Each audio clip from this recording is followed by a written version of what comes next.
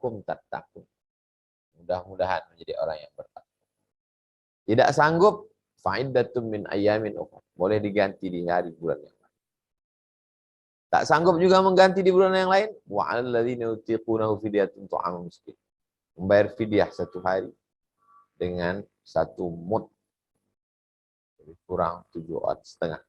Batas minimal. Tapi saya menganjurkan yang kaya, yang banyak harta, ya bayarlah menurut porsi.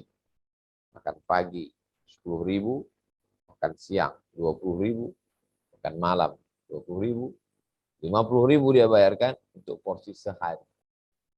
Itu lebih baik daripada dia berikan hanya beras saja, tapi itu oke lah sebagai batas minimal. Inilah dia bulan yang penuh dengan kemuliaan, dan kita sedang berada di dalamnya. Kalau yang lalu sudah lewat tak bisa kita ulang, tapi ke depan masih ada beberapa hari lagi. 20 hari.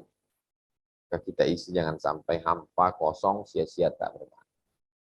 Saya kira sebagai pengantar dialog kita pada kesempatan kali ini, itu tadi penjelasan tentang beberapa aspek amazing Ramadan. Selanjutnya dialog interaktif, tanya jawab, saya serahkan ke moderator. Terima kasih. Wassalamualaikum warahmatullahi wabarakatuh. Waalaikumsalam warahmatullahi wabarakatuh. Jazakallah atas pemaparan dari aspek-aspek Ramadan yang disampaikan Ustadz tadi.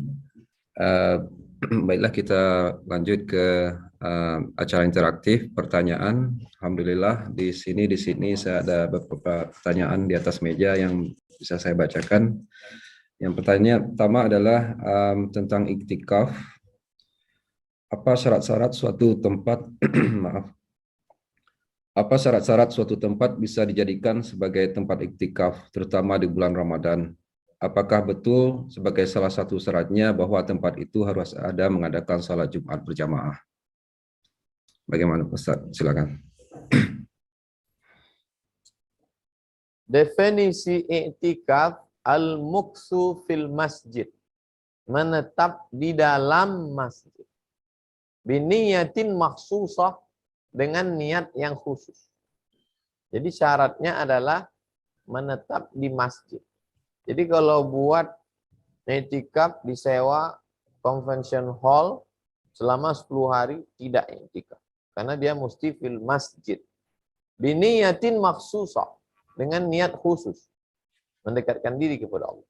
Jadi kalau ada orang di masjid, berdiam di masjid tapi nggak ada niat, itu pun juga tidak disebut iktikaf.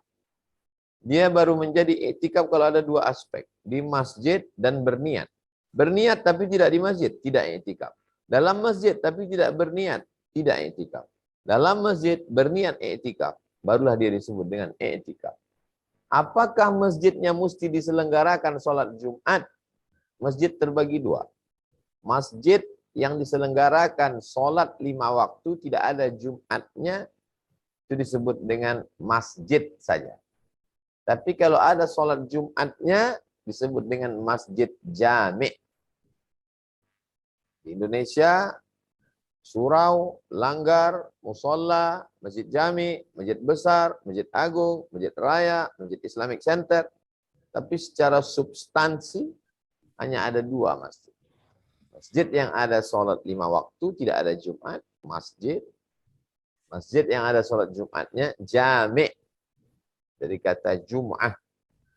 Jadi kalau mau beriktikaf, laksanakanlah di masjid. Baik yang ada Jumatnya maupun yang tidak ada Jumatnya. Iktikaf di surau, iktikaf di musola, iktikaf di langgar, sah. Karena itu juga adalah masjid. Kalau masuk ke dalam, tetap tahiyatul masjid. Demikian. Wallahu a'lam bishawab. Alhamdulillah, itu agak melegakan juga bagi kita di sini karena di surau kita belum bisa mengadakan Jumat berjamaah, Ustaz. Iya. Terus pertanyaan yang kedua adalah sebagaimana juga dipaparkan tadi, di bulan Ramadan itu kita berlomba-lomba untuk beribadah, termasuk ketika membaca Al-Quran atau mendengarkan pengajian. Di pertanyaan ini, bagaimana jika kita melihat seseorang yang mendengar pengajian, mendengar tausiah maksudnya, tapi dia tetap membaca Al-Quran di saat mendengar tausiah. Bagaimana itu Pak Ustadz. Saya kalau tausiah, ada orang di depan yang membaca Al-Quran, berarti dia tidak beradab. Dia tidak mengaji. Dia tidak mengerti adab, tata krama, sopan santun, menuntut ilmu. Orang menuntut ilmu itu matanya melihat guru, bukan melihat mushaf. Ini ustadz yang ceramah ini bukan radio rusak, bukan pengamen di pinggir jalan. Maka tata krama, sopan santun, adab belajar. Adab dulu diperdalam. Yang pertama adab ta'limul muta'allim. Adab menuntut ilmu. Bagaimana adab guru mengajar, bagaimana adab orang belajar kepada guru. Cobalah lihat bagaimana adab malaikat Jibril ketika bertanya kepada Nabi Muhammad SAW tentang iman, tentang Islam, tentang ihsan. Duduknya seperti duduk tasyahud. Menghadap ke Rasulullah SAW. Tangannya di atas paha. Adapun orang yang sambil membaca Quran, sedangkan membaca Al-Quran itu, idza quri'al Quran, kalau kamu mendengar bacaan Al-Quran, fastami'u, dengarkan baik-baik. Wa ansitu, diam. Dia membaca Al-Quran. Didengar orang lain. Bersuara. Membaca Quran diam. Maka ini orang belum belajar adab. Mungkin dia baru sekedar taubat, baru hijrah. Belum belajar adab. Maka kalau ada pengajian, dengar baik-baik. Duduk dengan sopan, tegak. Bukan nyender ke dinding, ke tiang. Dengan cara malas-malas, lemah, lesu, letoy, lunglai. Menghadap kepada ustadz, kepada guru, kepada kiai, duduk dekat, halaqah, melingkar, makin dekat, makin baik, karena ini ada hubungan emosional antara ustadz dengan jamaah. Jadi orang yang mendengarkan, membaca Al-Quran sambil mendengar pengajian, perlu memperbaiki, supaya ilmunya barokah, supaya masuk ke dalam hati. Al-adab fauqal ilm. Adab lebih tinggi daripada ilmu. Belajar adab mengaji, adab tausiah, adab menuntut ilmu, adab membaca Quran, supaya kita terselamat. Demikian. Wallahu a'lam. Selanjutnya pertanyaan, ada dua pertanyaan yang mirip-mirip, saya combine kedua-duanya, yaitu bolehkah kita pap smear dalam keadaan puasa, dan satu lagi, bolehkah kita mendapatkan suntikan flu di saat kita berpuasa? Terima kasih Pak Ustaz. Suntikan untuk orang yang berpuasa, kalau suntikannya obat, maka tidak membatalkan puasa. Tapi kalau suntikan infus, maka membatalkan puasa. Karena infus itu makanan. Sedangkan obat bukan makanan. Bentuknya sama, cara memasukkannya ke tubuh sama, tapi yang satu batal, yang satu tidak batal. Kalau infus, batal. Kalau obat, tidak batal. Begitu kata Syekh Yusuf Al-Qaradawi dalam kitab Fatwa Mu'asir. Fatwa-fatwa kontemporer. Demikian tentang suntikan. Kemudian satu lagi tentang pap smear, gimana Pak Ustadz? Apa itu pap smear? Pap smear itu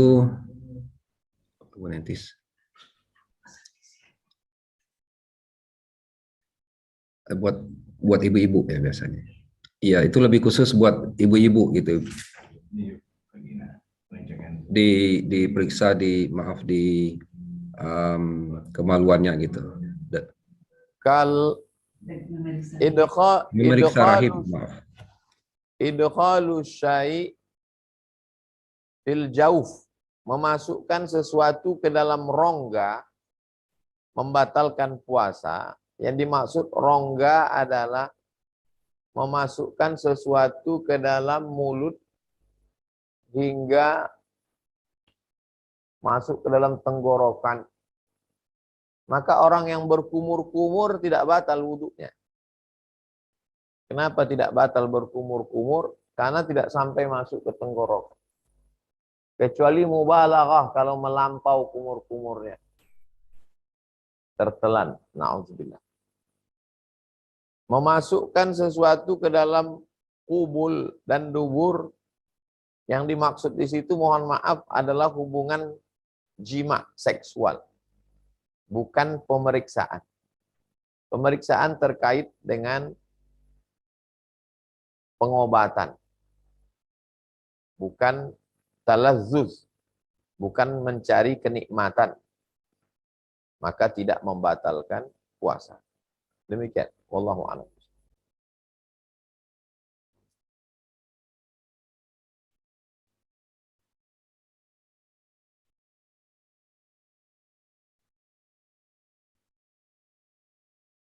Diulang lagi, Pak, karena Maaf. unmute. Bagaimana hukumnya sebuah masjid yang mengadakan jual beli seperti bazar atau jual beli untuk fundraising di teras masjid? Terima kasih, Ustaz. Yang dimaksud dengan masjid itu mana? Yang dimaksud dengan masjid adalah tempat yang biasa dipakai untuk sholat. Imam, khatib, makmum. Yang biasa dipakai untuk sholat pada saat normal. Itulah masjid. Adapun halaman masjid, teras masjid, maka perempuan yang berhalangan, dia boleh untuk duduk. Arsitek mesti mengaji, sehingga dia mengerti bahwa dalam mazhab Syafi'i, perempuan yang dalam menstruasi berhalangan tidak bisa masuk ke dalam masjid, maka hampir semua masjid itu ada balkon, ada teras, sebagai tempat perempuan yang tidak bisa masuk ke dalam inti masjid. Maka kalau ada orang yang berdagang, berjualan di halaman masjid, maka itu bukan termasuk dalam larangan. Dalam hadis, la arbahallahu tijarata. Semoga Allah tidak memberikan keuntungan pada transaksi jual beli. Semoga Allah tidak memberikan manfaat keuntungan pada bisnisnya. Doa kecaman dari Nabi untuk mereka yang berdagang, berniaga di dalam masjid. Adapun di emperan masjid, di halaman masjid, maka tidak termasuk dalam larangan. Demikian. Wallahu a'lam. Terima kasih, Pak Ustadz. Satu lagi pertanyaan dari ibu-ibu ini. Bagaimana hukumnya mencicipi masakan? Terima kasih, Pak Ustadz. Lidah itu ada sensor perasa. Jadi kalau diletakkan kuah makanan, masakan di lidah, akan terasa asin, asam, manis, pedas, terasa. Dan tidak masuk ke dalam. Maka sebagian mazhab membolehkan. Di antaranya mazhab Hambali. Membolehkan merasa di ujung lidah. Karena tidak masuk ke dalam.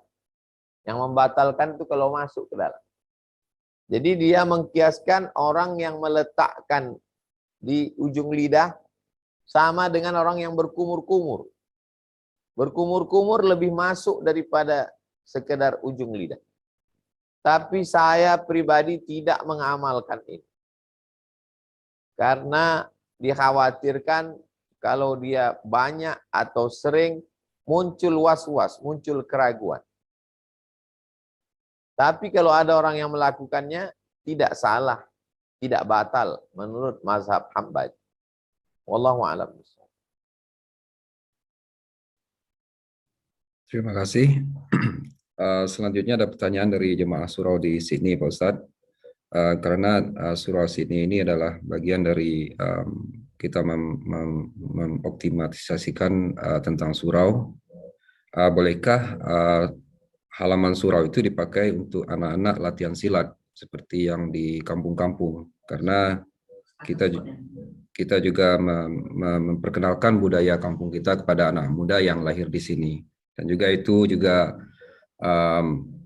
budaya-budaya kita yang lain juga seperti ada randai. Terima kasih Pak Ustadz. Yang dimaksud dengan masjid adalah tempat yang biasa dipakai untuk sholat dalam keadaan normal. Bukan pada saat darurat Idul Fitri, Idul Adha, atau pada saat Jumat jamaah luber membludak hingga sampai ke halaman. Maka halaman yang dipakai jarang-jarang itu bukan bagian, tidak dimaksud dengan inti masjid. Jadi kalau halaman masjid dipakai untuk latihan silat, latihan randai, atau berjualan, berniaga, maka tidak dianggap sebagai orang yang melecehkan masjid. Tidak merusak kehormatan kemuliaan masjid. Karena definisi masjid, sekali lagi saya ulang, tempat yang biasa dipakai melaksanakan ibadah sholat dalam suasana normal. Tempat imam, mimbar khatib, dan tempat makmum. Yang dipakai secara normal subuh, zuhur, asar, maghrib, isya. Adapun Jumat terkadang meluber sampai ke halaman, sampai ke jalan. Tapi pada saat normal, maka teras dan halaman bukan masjid. Walaupun dia milik masjid, tanah wakaf masjid, tapi bukan masjid. Demikian, wallahu a'lam. Terima kasih banyak Pak Ustadz. Kemudian pertanyaan berikutnya dari Dwi Ulfa.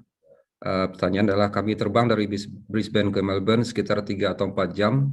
Apakah saya harus mengikuti waktu Melbourne saat berbuka, di mana Brisbane maghrib 5.40, namun Melbourne jam 6. Artinya jam 7 waktu Brisbane. Maksudnya ini maghribnya dipersingkat gitu Pak. Jadi maksudnya dia safir, apakah dia mengikuti tempat di mana tujuannya? Terima kasih. Kalau saya sahur di Jakarta, kemudian terbang ke Pekanbaru, mengikut waktu Jakarta berbuka jam 6. Waktu Pekanbaru jam 6.30. Saat berbuka apakah ikut waktu Pekanbaru atau ikut Jakarta? Maka ikut di mana kita mendarat, landing. Di mana kita berada saat waktu itu. Ikut waktu lokasi kita berada. Kita sholat tidak ikut waktu kota Makkah atau Madinah. Kita berbuka puasa ikut waktu tempat kita menetap, mukim, tinggal, berdomisili. Tempat landing pesawat, disitulah kita berbuka. Begitu juga kalau kita naik pesawat, masuk waktu sholat menurut di mana pesawat itu berada. Bukan mengikut jam pelaksanaan di tempat asal kita. Karena kita mengikut matahari, bulan, di tempat terbitnya kita menetap. Bukan di tempat asal tempat tinggal. Demikian. Wallahu a'lam. Berikutnya tentang pahala ibadah, Ustaz. Ini mungkin bagi yang bekerja malam. Pahala ibadah dalam bulan Ramadan apakah lebih besar pada saat puasa ataukah juga saat setelah berbuka puasa untuk orang yang harus kerja waktu yang lebih banyak pada malam hari? Terima kasih, Pak. Bagi saudara-saudara yang bekerja di waktu malam, tidak bisa tarawih secara optimal, tidak bisa witir, tidak bisa membaca Quran, maka ibadah pilihannya adalah zikir. Karena zikir tidak memerlukan waktu khusus. Apa saja zikir? Astaghfirullahaladzim alladzi la ilaha illa huwal hayyul qayyum wa atubu ilaih. Zikir. Subhanallah wa bihamdihi subhanallahil azim. Zikir. Allahumma salli ala sayyidina Muhammad wa ala ali sayyidina Muhammad. Zikir. Subhanallah walhamdulillah wa la ilaha illallah wallahu akbar wa la haula wa la quwata illa billahil aliyil azim. Zikir. Jadi dia perbanyak zikir. Apa keutamaan zikir? Antufariqad dunya. Engkau mati meninggalkan dunia. Walisanuka ratbun. Lidahmu dalam keadaan basah. Bizikrillah. Karena banyak menyebut berzikir mengingat Allah Subhanahu wa taala. Man lazimal istighfar, siapa yang memperbanyak istighfar. Ja'alallahu lahu min kulli dhiqin makhraja. Setiap kesempitannya diberikan kelapangan. Wa min kulli hammin faraja. Setiap kesusahannya diberikan kemudahan. Wa razaqahu min haitsu la yahtasib. Diberi jalan dari yang tidak disangka-sangka. Apa keutamaan dia banyak zikir tasbih? Subhanallah walhamdulillah wa la ilaha illallah wallahu akbar. Subhanallah wa bihamdihi subhanallahil azim. Kalimatani, dua kalimat. Khafifatani 'alal lisan, ringan di lisan. Thaqilatani fil mizan, memberatkan mizan timbangan amal. Habibatani ilar rahman, dicintai Allah Subhanahu wa taala. Apa keutamaan salawat? Man shalla alayya salatan, siapa yang bersalawat satu kali. Sallallahu alaihi biha asyra. Allah balas 10 kebaikan. Wa huttan anhu asyara sayyi'at. Allah tutupi 10 kesalahan. Wa rufi'an lahu asyara darajat. Allah naikkan 10 tingkatan darajat kemuliaan. Afdalul zikri, zikir yang paling afdal di antara semua, la ilaha illallah. Afdal zikir adalah la ilaha illallah. Jadi saudaraku yang bertugas di waktu malam tidak bisa sholat tarawih secara optimal, tidak bisa membaca Quran secara khusus, maka perbanyaklah zikir. Istighfar 100 kali, 200 kali, 300 kali, sholawat 500 kali, 1000 kali. Baik, orang yang menyibukkan dirinya dengan zikir, maka pikirannya akan lapang, tenang. Walladzi anzala as-sakinata fi qulubil mu'minin. Allah yang menurunkan ketenangan ke dalam hati orang beriman. Demikian. Wallahu a'lam bishawab. Jazakallah. Satu lagi pertanyaan Pak Ustadz, ini tentang khuf. Bagaimana jika seseorang junub lalu mandi wajib tanpa berwudu, kemudian memakai khuf? Bolehkah dia mengusap khufnya ketika dia melakukan sesuatu yang membatalkan wudu? Mohon pencerahannya, jazakallahu khairan. Orang yang sudah mandi wajib, mandi besar, mandi junub, maka dia dianggap sudah berwudu. Kalau dia berwudu lagi, baik. Andai dia tidak berwudu, maka dia sudah berwudu. Jadi kalau dia dianggap sudah berwudu, dia pakai khuf, maka berlakulah hukum khuf baginya. Kalau dia muqim, maka sehari semalam. Kalau dia musafir, 3 hari 3 malam. Setelah dia mandi, bersih, dia pakai khuf. Dia mandinya jam 6 sore. Dia pakai khuf. Lalu kemudian setelah sholat isya, batal wudunya. Maka dia berwudu, idza qumtum ila sholati faghsilu wujuhakum wa aydiyakum ilal marafiq wamsahu bi ru'usikum, telinga, wa arjulakum ilal ka'bain, maka khufnya dia usap. Dia usap khufnya. Bagian atas khuf. Sampai waktu jam 6 besok. Jadi kalau dia mulai sholat maghrib memakai khuf, maghrib, isya, subuh, zuhur, asar, baru batal menjelang maghrib esok hari. Sehari semalam. Berlaku baginya hukum khuf, keringanan, karena amat sangat dingin, susah menyiram air ke kaki, susah buka-buka. Selama sehari semalam itu dia tidak ada buka khuf, jangan dibuka. Resleting kancing khuf. Demikian. Wallahu a'lam. Satu pertanyaan terakhir dari sini. Bolehkah seorang ibu menyuruh anaknya bercerai karena banyak mudaratnya dalam perkawinan? Contohnya sebagai suaminya sebagai penjual judi online. Terima kasih Pak Ustadz. Seorang perempuan, dia memiliki dua yang bisa melepaskan dirinya dari ikatan pernikahan. Yang pertama, tolak taklik. Kalau dulu ketika setelah akad, ada suaminya membaca taklik.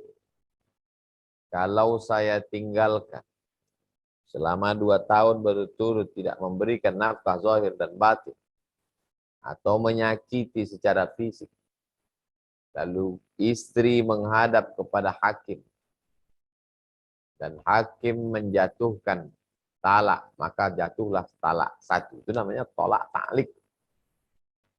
Jadi kalau istri pergi ke hakim, hakim memutuskan, jatuh talak. Yang kedua adalah khulu. Khulu, seorang perempuan datang ke pengadilan, ke hakim, menyatakan saya ingin khulu. Lalu dia mengembalikan mahar. Jadi kalau maharnya dulu satu bentuk cincin emas, dia kembalikan mahar itu. Maka dia sudah lepas dari ikatan.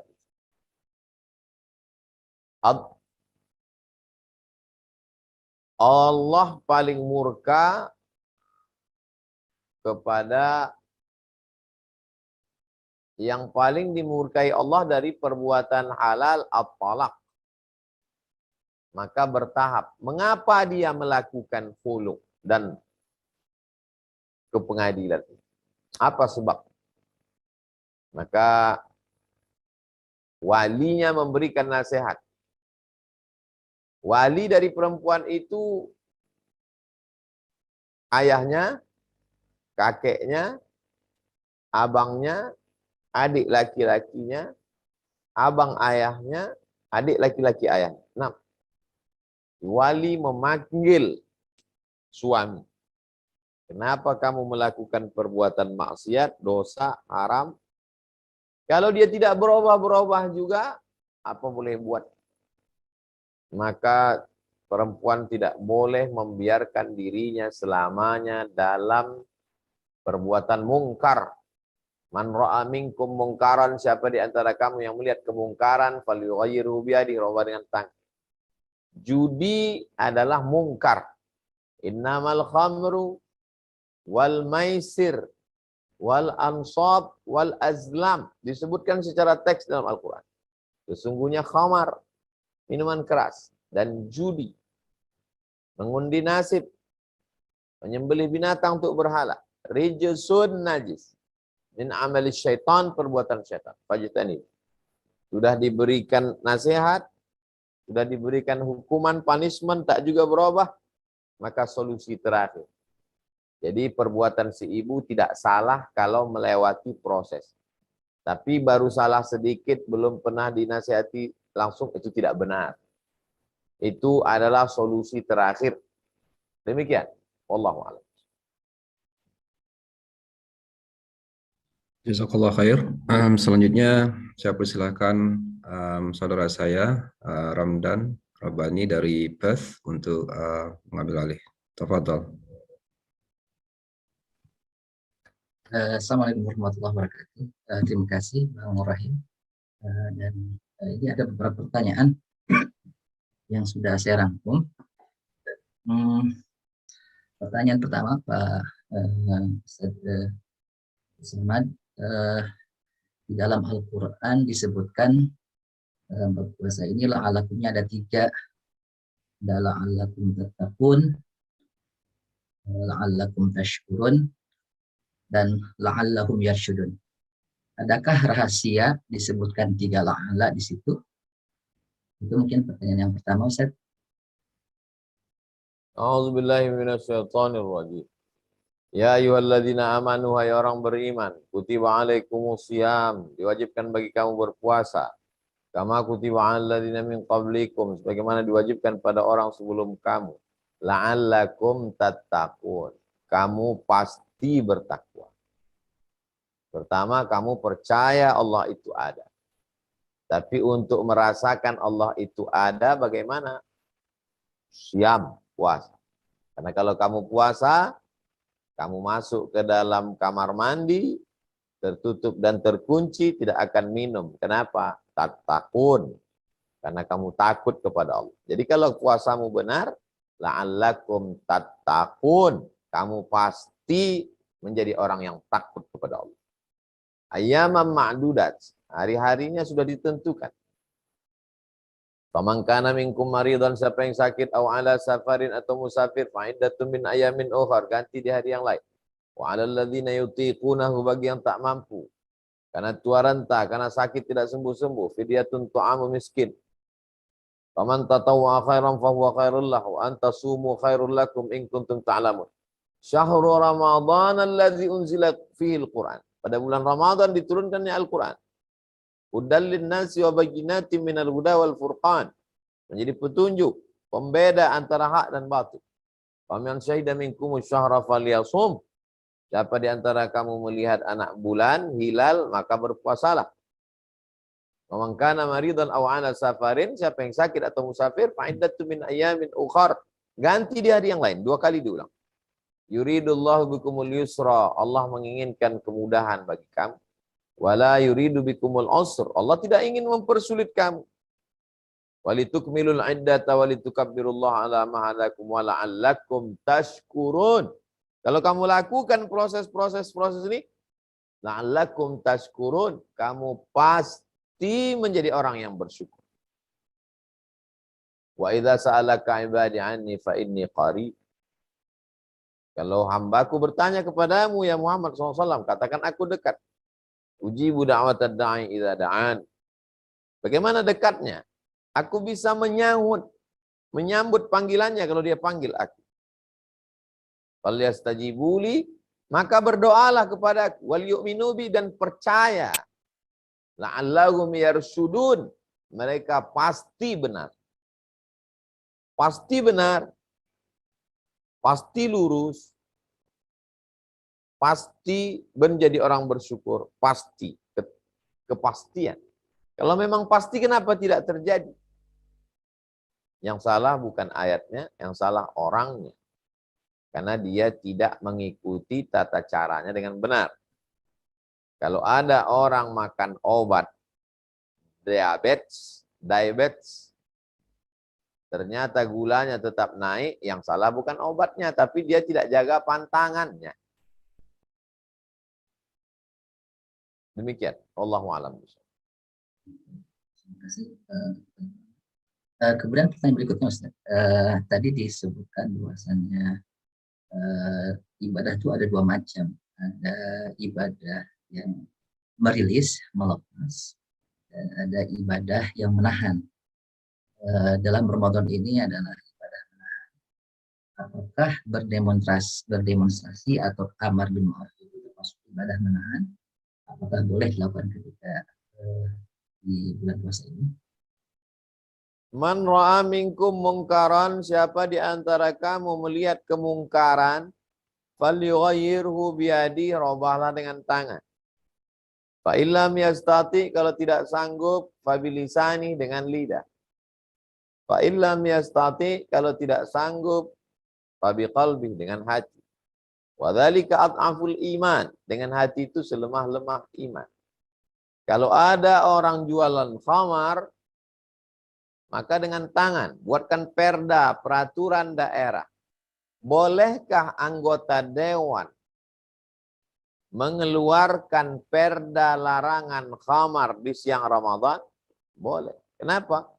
Ini kan menahan dari hawa nafsu. Mengeluarkan perda jualan khamar bukan melahan dari hawa nafsu. Ini adalah ibadah. Amar ma'ruf nahi mungkar itu ibadah. Kalau tidak sanggup dengan tangan karena tidak anggota dewan, tidak punya kekuasaan, dengan lisan. Penjual khamar, jangan jual khamar. Tidak sanggup karena penjual khamarnya orang yang punya power kekuasaan. Lalu kemudian menunjukkan rasanya. Kata bahasa orang Malaysia, tunjuk perasaan. Unjuk rasa. Membawa spanduk. Dengan cara damai. Jangan jual khamar. Jangan jual khamar. Karena melihat orang banyak, maka pelaku-pelaku ini merasa takut. Ada show force. Tunjuk kekuatan. Maka itu bukan sesuatu untuk menahan. Karena yang dimaksud menahan hawa nafsu. Nahi mungkar bukan hawa nafsu. Nahi mungkar itu ibadah. Kamu kenapa tidak ke masjid? Saya menahan kaki. Menahan apa? Ke masjid ini kan ibadah. Nahi mungkar ini ibadah. Perlu dipahami bahwa nahi mungkar adalah ibadah. Demikian. Wallahu a'lam. Terima kasih Ustaz. Kemudian pertanyaan yang ketiga terkait tadi disebutkan bahwasanya berkah bulan Ramadan itu adalah berkah, ketika sahur itu adalah berkah. Ini yang kurang kuat suaranya, Ustaz. Oke. Ustaz tadi disebutkan bahwasanya Ramadan itu adalah bulan berkah. Ketika sahurnya berkah, kemudian Quran juga diturunkan pada malam yang berkah. Definisi berkah itu seperti apa, Ustaz? Maksudnya itu adakah sesuatu yang kita bisa rasakan atau bisa kita lihat? Berkah diambil dari 3 huruf barakah. Barakah artinya onta yang turun ke bawah. Saya punya tanah, Ustadz Ramdan punya tanah. Ada satu lagi sahabat kita punya tanah. Tanah kita berdekatan. Tanah kaplingan saya, tanah Ustadz, tanah sahabat kita. Ada seekor onta turun ke tanah saya. Maka dikatakan tanah saya lebih berkah. Kenapa?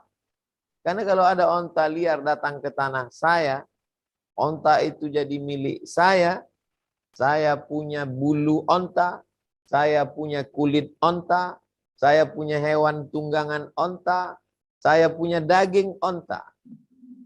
Saya beruntung karena punya kendaraan onta. Tanah kita sama, tapi saya punya kelebihan. Maka barokah artinya ziyadatul khair, ada tambahan kebaikan. Ini makna yang pertama. Barakah diambil dari kata birkah. Birkah artinya oase. Di gurun pasir ada kolam air. Disebut dengan birkah.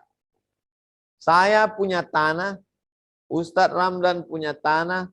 Sahabat kita punya tanah. 3 tanah kaplingan. Tapi tanah saya ada kolamnya. Maka disebut tanah saya lebih berkah. Kenapa? Kalau ada kolam, musafir yang lalu akan numpang minum. Kalau ada kolam, turun hujan, maka saya bisa dapat air lebih banyak. Kalau ada kolam, ada ekosistem, ada lumut, tumbuh rumput, tumbuh tanaman, maka tanah saya lebih berkah. Sama-sama hidup di waktu pagi, tapi yang satu bangun, yang bangun lebih berkah. Sama-sama punya telinga, tapi yang satu dia pakai dengar baca Quran. Yang mendengar lebih berkah. Jadi simpelnya, secara zahir nampaknya sama, tapi orang yang berkah dia punya kelebihan. Sama-sama botol, isinya 600 ml. Sama, tapi isinya yang berkah berbeda. 3 botol, 600 ml, 600 ml, 600 ml. Tapi botol yang tengah lebih berkah. Kenapa? Yang kanan isinya air putih, yang kiri air putih, yang tengah madu. Lebih berkah. Jadi lebih kurang begitu ilustrasinya. Umur kita sama-sama 40, tapi saudara kita lebih berkah. Kenapa? Isinya, substansi. Demikian makna berkah. Luar biasa. Kemudian ke pertanyaan berikutnya, tadi adalah masalah berkah. Kemudian yang berikutnya adalah terkait dengan bagi ibu-ibu ataupun beberapa peserta Ramadan atau yang ibadah Ramadan itu ada diberikan rukhsah. Misalnya ibu hamil dibolehkan tidak berpuasa dan bisa menggantinya, tapi beliau memilih untuk saum, Ustaz. Apakah pahalanya ini lebih bagus untuk memaksa untuk saum atau mengambil rukhsah, Ustaz?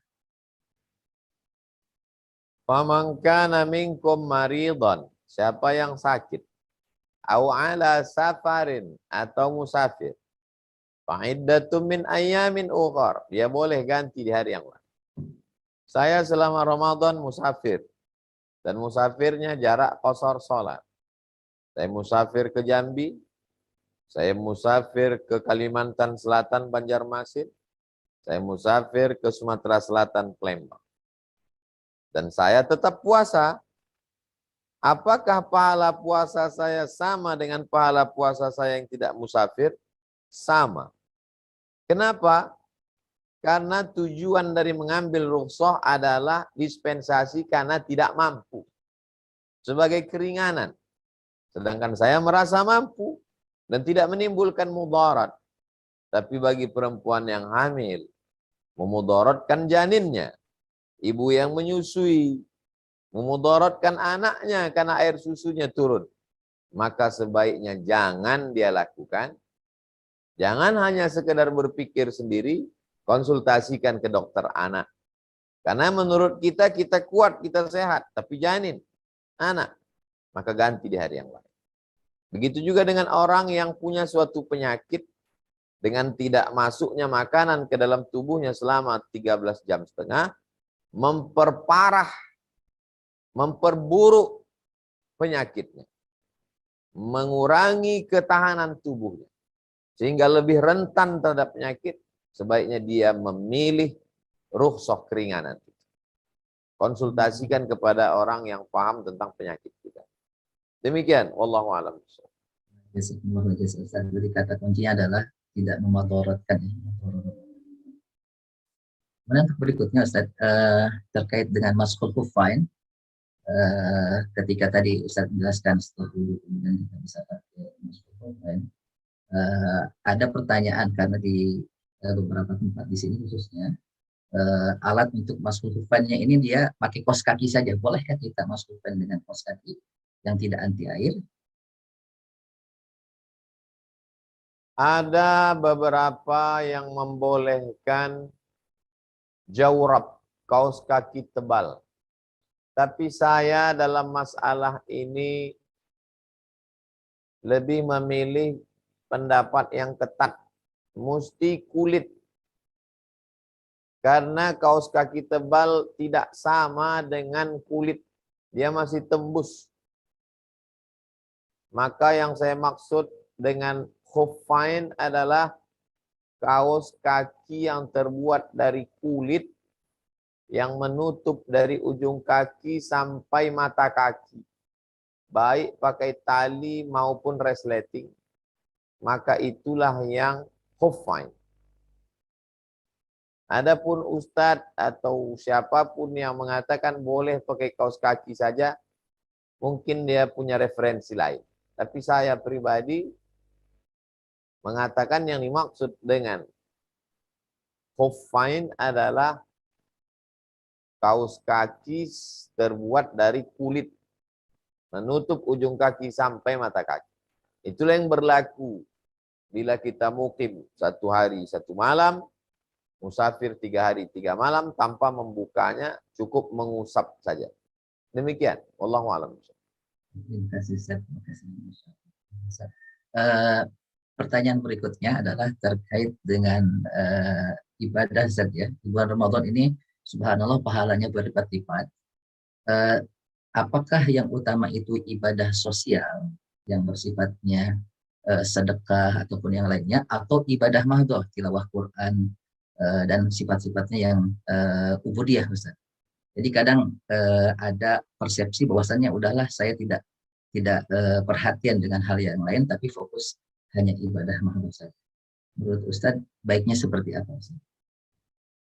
Man fattara sha'iman. Siapa yang memberikan buka puasa kepada orang yang berpuasa. Kana lahu mithlu ajri sha'im. Dia dapat pahala seperti orang yang berpuasa. Itu menunjukkan bahwa ibadah sosial besar pahalanya di bulan Ramadan. Bersedekah, santunan, bagi-bagi buka puasa, menyiapkan sahur untuk yang tak mampu, sedekah untuk anak-anak yang membaca tadarus, sedekah untuk orang yang tarawih, dan lain sebagainya. Ibadah yang bersifat sosial. Perbuatan baik yang dianggap sebagai ibadah. Tapi ada ibadah yang bersifat mahdhah, pure, original, murni, tidak bercampur dengan yang lain. Ibadah saja. Salat, baca Quran, zikir, wakaf, maka ini pun juga ditingkatkan di bulan Ramadan. Intinya semua dilipat gandakan di bulan Ramadan, baik ibadah mahdhah maupun ibadah sosial ghairu mahdhah, dan dosa juga ditingkatkan di bulan Ramadan. Orang yang melakukan perbuatan dosa, dilakukannya di bulan haram, di bulan Ramadan, dia dikenakan hukuman tambahan menurut mazhab Syafi'i. Pertama, hukuman karena melakukan dosa. Yang kedua, tambahan bonus hukuman karena melecehkan bulan mulia. Jadi bukan hanya sekedar pahala bertambah, hukuman pun bertambah karena melecehkan bulan yang dimuliakan Allah Subhanahu wa taala. Demikian, Wallahu a'lam. Terima kasih, Ustaz. Jazakumullah. Kemudian berikutnya, Ustaz, terkait dengan bagaimana mendidik anak saum agar saumnya imanan wahtisaban, dan juga sekalian juga mendidik sholat di bulan Ramadan ini. Kadang kan mereka lebih sibuknya dengan hal-hal yang sifatnya entertain, main games dan yang lainnya. Kita ingin mendidik mereka juga sama seperti yang disunahkan. Kira-kira seperti apa, Ustaz, kiat-kiatnya? Apa kurang jelas, Ustadz? Ini terkait dengan bagaimana mendidik anak untuk ibadah saum agar bisa saumnya juga berkah, imanan wahtisaban juga, Ustaz, untuk anak-anak. Untuk anak-anak yang belum baligh, maka proses pembiasaan seperti sholat, muru auladakum bis sholah wahum abna'u sab'an sinin, belum wajib, belum mukallaf, belum taklif, belum dibebani hukum. Hanya proses pembiasaan diri, Allah bisa karena biasa. Sampai dia mampu. Maka target dari puasa supaya dia merasakan kehadiran Allah. Merasa dilihat Allah. Merasa diperhatikan Allah. Maka mesti diisi dengan program-program bermanfaat. Kalau sekolah libur, buatkan pesantren Ramadan. Seperti yang dilakukan di Kota Padang. Seluruh SMP, SMA itu di luar kabupaten kota. Itu tanggung jawab gubernur. Maka dianggarkan sekian miliar untuk menggaji mahasiswa dari Universitas Islam Negeri Imam Bonjol untuk menjadi mentor pada pesantren Ramadan. Jadi anak-anak habis subuh sampai zuhur disibukkan dengan pesantren Ramadan. Nanti habis zuhur dia mulai kehabisan energi, istirahat, sehingga energinya tidak banyak terbuang. Kalau tidak ada madrasah Ramadan, nanti habis pulang subuh dia keluyuran, jalan-jalan ke mall, asmara subuh, perbuatan dosa dan maksiat, handphone tak terkendali, gadget, dan lain sebagainya. Jadi memang anak-anak remaja mesti dikawal dengan kegiatan-kegiatan positif, sosial, mempertajam sense kepeduliannya kepada fakir miskin. Demikian, wallahu a'lam. Terima kasih Ustaz. Pertanyaan terakhir dari Perth adalah, Ustaz, jikalau kita sudah sholat tarawih dan sholat witir, kemudian bangun di malam hari jam 1 hingga sahur, kita tadi sudah sholat witir, apakah harus menggenapkan witirnya atau langsung sholat malam saja, Ustaz? Kalau sudah sholat witir setelah tarawih, bangun malam, maka silakan sholat sunat wudhu, boleh, sholat sunat taubat, boleh, sholat sunat hajat, boleh, sholat sunat mutlak, boleh, sholat sunat tahajud, teruskan. Tapi tidak ditutup witir lagi. Karena la witrani, tidak boleh 2 kali witir dalam satu malam. Witir artinya ganjil. Innallaha witrun yuhibbul witra. Allah maha ganjil, suka pada yang ganjil. Jadi kalau 3 rakaat setelah tarawih, nanti malam dia tutup lagi 3, 3 tambah 3, 6. Maka tidak ganjil lagi. Jadi la witrani, tak boleh 2 kali witir dalam semalam. Tapi bagi saudara-saudaraku imam, yang habis tarawih dia sudah witir, nanti malam dia diminta jamaah lagi iktikaf untuk imam tahajud, habis tahajud ditutup lagi dengan witir. Bagaimana biar keluar dari larangan ini? Maka dia sholat sunat 1 rakaat untuk menggenapkan witirnya yang 3 tadi. Tadi dia sudah witir habis tarawih, maka dia sholat sunat 1 rakaat, niatnya menggenapkan witir. Jadi witir dia yang tadi sudah 3 jadi 4, kemudian dia tutup nanti habis tahajud 3 rakaat. Jadi witir dia malam itu 7 rakaat. 3 genap jadi 4 tambah 3. Jadi 7 rakaat witir dia. Witir itu 1, 3, 5, 7, 9, 11 rakaat. Demikian. Wallahu a'lam. Maksimumnya 11 witir saja. Witir paling banyak 11 rakaat. Jazakumullah jaza, Ustaz. Itu mungkin pertanyaan kami dari Perth. Selanjutnya saya serahkan ke Mas Rohim. Jazakallah, Ustaz Ramdan. Alhamdulillah, dari 2 tempat dari Sydney dan Perth, kita sama-sama telah memberikan pertanyaan kepada guru kita, Bapak Abdul Somad. Kalau boleh kami meminta kepada Bapak Ustadz tentang jika penonton dari YouTube, dari kajian Zoom kali ini di encourage, karena surau dan Iqra Perth kita masih membutuhkan dana untuk pelunasan tempat kita. Jadi sebelum ditutup mungkin ada sedikit kata-kata dari Pak Ustadz untuk mengajak jamaah untuk menyampaikan donasinya kepada surau dan juga kepada Iqra Western Australia. Dan juga kami mengucapkan terima kasih banyak, jazakumullah khair, kepada para jamaah yang telah hadir dalam kajian Zoom kita ini, baik dari Sydney, dari Perth, dari Indonesia, dari Amerika, dan juga kepada guru kita Bapak Abdul Somad. Kita tunggu kedatangannya di bumi Australia sekali lagi, Pak Ustadz. Insya Allah. Amin. Amin. Kita tunggu di surau. Baiklah, sebelum kita tutup kajian kita ini, marilah kita sama-sama berdoa bersama dan insya Allah akan dipimpin oleh Bapak Ustadz kita. Tafadhal Pak Ustadz. Bismillahirrahmanirrahim. Assalamualaikum warahmatullahi wabarakatuh. Saya mengajak kepada seluruh jamaah, bil khusus di Australia atau dimanapun berada, untuk mensupport program-program dakwah di Surau Sydney, Australia.